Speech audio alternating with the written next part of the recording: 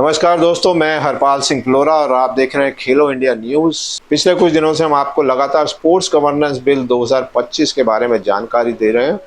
4 episode हमारे हो चुके हैं, आज ये 5वां एपिसोड है और इसमें हम आपको जानकारी देने जा रहे हैं नेशनल स्पोर्ट्स ट्रिब्यूनल पर। यानी जो हमारे जो मैटर थे, जो डिस्प्यूट्स थे, जो कोर्ट में लोग जाते थे अपने झगड़ों को लेकर, उसके लिए एक अलग से ट्रिब्यूनल बनाए जाने की बात की जा रही है।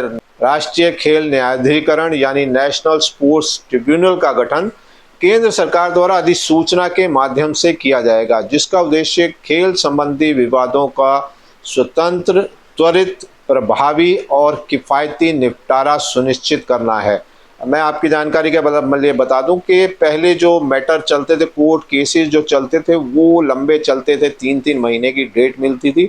और क्योंकि जो हमारे जो जजेस हैं उनको स्पोर्ट्स के बारे में बहुत ज़्यादा जानकारी नहीं होती थी, तो इसलिए उसमें टाइम भी लगता था। और क्योंकि जब आप हाई कोर्ट में और इन केस डालते हैं तो जो हमारे वकील हैं उनकी फ़ीस भी जो है, क्योंकि अगर आपको अच्छा वकील करना है तो 1-1, 2-2 लाख रुपए की फ़ीस जो है वो हर कोई जो है वो अफोर्ड नहीं कर सकता।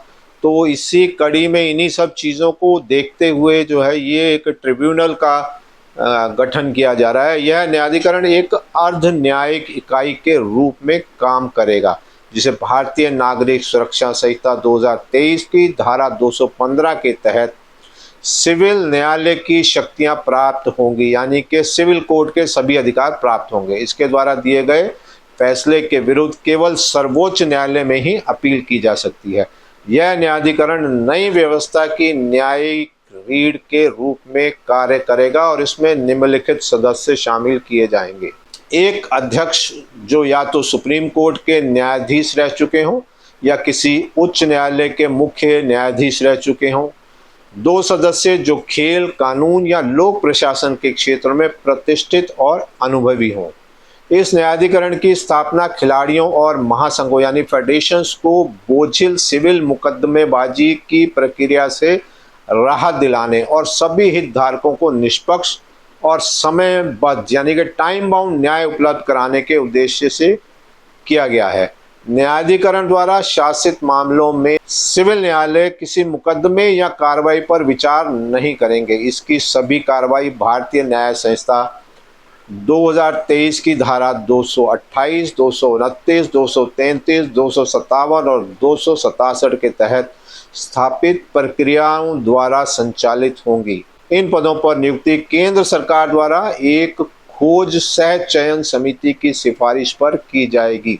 यह समिति भारत के मुख्य न्यायाधीश या उनके द्वारा नामित सुप्रीम कोर्ट के न्यायाधीश की अध्यक्षता में कार्य करेगी, जिसमें विधि एवं न्यायालय मंत्रालय और खेल विभाग के सचिव भी सदस्य होंगे। तो समिति अपनी अनुशंसा प्रक्रिया स्वयं निर्धारित करेगी और 2 नामों पर पैनल तैयार करके केंद्र सरकार को देगी, जिस पर सरकार को 3 महीने के भीतर निर्णय लेना होगा। यदि समिति में कोई पद रिक्त हो तो भी नियुक्ति अमान्य नहीं मानी जाएगी। अध्यक्ष और सदस्यों का कार्यकाल और सेवा शर्तें नियमानुसार निर्धारित की जाएंगी। न्यायाधिकरण अपने कार्यों के संचालन की प्रक्रिया स्वयं तय करेगा, जिसमें मामलों के निपटारे की समय सीमा भी शामिल होगी।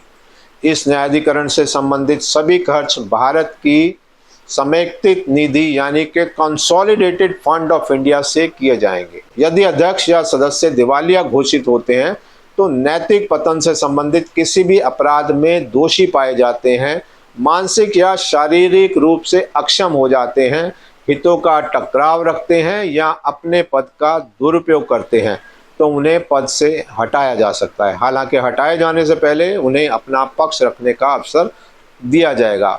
विशेष मामलों में भारत के मुख्य न्यायाधीश या उनके द्वारा नामित न्यायाधीश की अनुशंसा आवश्यक होगी। न्यायाधिकरण को कार्यान्वयन में सहायता देने के लिए आवश्यक अधिकारी और कर्मचारी केंद्र सरकार द्वारा नियुक्त किए जाएंगे, जो अध्यक्ष के अधीन कार्य करेंगे। उनकी नियुक्ति, योग्यता और वेतन आदि की शर्तें भी नियमानुसार निर्धारित होंगी। यह न्यायाधिकरण कुछ मामलों की सुनवाई नहीं करेगा, जैसे ओलंपिक, एशियाई खेल, कॉमनवेल्थ गेम्स आदि जैसे अंतर्राष्ट्रीय खेल आयोजनों से संबंधित विवाद, किसी खेल निकाय की आंतरिक विवाद समिति के अधिकार क्षेत्र में आने वाले मामले, डोपिंग से संबंधित विवाद जिन पर राष्ट्रीय डोपिंग विरोधी अधिनियम 2022 के तहत अनुशासनात्मक पैनल का अधिकार होगा, या वे मामले जिनमें अंतर्राष्ट्रीय खेल संविधानों द्वारा किसी विशिष्ट समाधान तंत्र का उल्लेख हो। न्यायाधिकरण के सदस्य, अधिकारी और कर्मचारी लोक सेवक माने जाएंगे। इसके गठन के बाद उन सभी दीवानी मामलों में जो कि किसी जिला या उच्च न्यायालय में लंबित हैं और जिनमें राष्ट्रीय खेल निकाय पक्ष है, इस न्यायाधिकरण में स्थानांतरित कर दिए जाएंगे। यानी कि पिछले जो भी मामले चल रहे हैं वो इस ट्रिब्यूनल को ट्रांसफर कर दिए जाएंगे। ये उसी चरण से सुने जा सकते हैं जहां वे रुके थे, या न्यायाधिकरण चाहे तो नए सिरे से सुनवाई भी कर सकता है।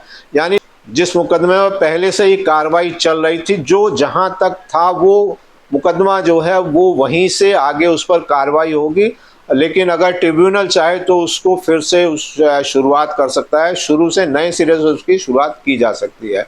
न्यायाधिकरण को नागरिक प्रक्रिया संहिता 1908 के तहत निम्नलिखित अधिकार प्राप्त होंगे: गवाह बुलाना, दस्तावेज प्राप्त करना, हल्फनामे पर साक्ष्य लेना आदि। यह न्यायाधिकरण यानी ट्रिब्यूनल एक न्यायिक निकाय माना जाएगा और इसे कुछ विशेष धाराओं के तहत दीवानी न्यायालय का दर्जा भी प्राप्त होगा। न्यायाधिकरण द्वारा दिया गया कोई भी आदेश दीवानी अदालत की डिक्री की तरह लागू किया जा सकता है, या आवश्यक होने पर किसी स्थानीय दीवानी न्यायालय को भेजा जा सकता है जो उसे स्वयं लागू करेगा। यदि अंतर्राष्ट्रीय संविधानों में court of arbitration for sports case में अपील की व्यवस्था नहीं है तो न्यायाधिकरण के अंतिम निर्णय के विरुद्ध सुप्रीम कोर्ट में अपील की जा सकती है, बशर्ते वह कोई अंतरिम आदेश ना हो। यह अपील 30 दिनों के भीतर दायर की जानी चाहिए। हालांकि उचित कारणों के आधार पर सुप्रीम कोर्ट में समय सीमा के बाद भी अपील स्वीकार की जा सकती है। तो दोस्तों, आप अंदाज़ा लगा सकते हैं कि इसमें एक जो बहुत अच्छी चीज़ देखी गई है वो ये कि जो स्पोर्ट्स के जो केसेस होते हैं उसमें पैसा बहुत खर्च होता है, लाखों रुपया खर्च भी होता है और एक बहुत लंबा पीरियड भी निकल जाता है, कहीं साल, 2 साल, 3 साल निकल जाते हैं। यहाँ पर जो चेंज हो रही है, जो ट्रिब्यूनल जो बनाया जा रहा है, उस ट्रिब्यूनल का एक फ़ायदा सबसे बड़ा ये होगा कि उसमें जो लोग होंगे, क्योंकि वो स्पोर्ट्स के केसेस को ही देख रहे हैं, तो इसमें समय जो है वो कम लगेगा, इस पर जल्दी जल्दी कार्रवाई होगी। दूसरे कोर्ट जो हैं उनमें और बहुत से मैटर पेंडिंग होते हैं, तो जो हमारे स्पोर्ट्स के मैटर हैं इनका जो अगली डेट पड़ती है 3-3 महीने, 6-6 महीने की डेट पड़ती है, वो चीज़ें से इस ट्रिब्यूनल में नहीं होंगी, क्योंकि स्पोर्ट्स से रिलेटेड ही केस होंगे और स्पोर्ट्स रिलेटेड केस इतने नहीं होते हैं कि इतनी लंबी लंबी डेट हो।